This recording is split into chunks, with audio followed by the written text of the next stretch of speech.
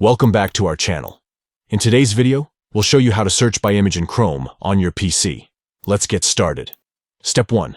Open Chrome. Launch the Chrome browser on your PC. Step 2. Go to the search bar. Locate the search bar at the top of the browser window. Step 3.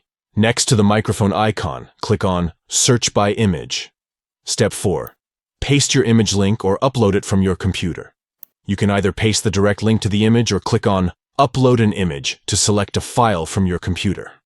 Step 5. Click on Search.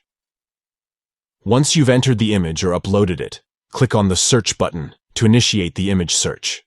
Searching by image can be a powerful tool for various purposes, such as identifying similar images, finding the source of an image, or discovering more information about a specific image. This feature allows you to explore and uncover valuable information based on the images you come across while browsing the web. If you have any questions or need further assistance, please let us know in the comments below. Don't forget to like this video and subscribe to our channel for more useful tutorials. Thank you for watching.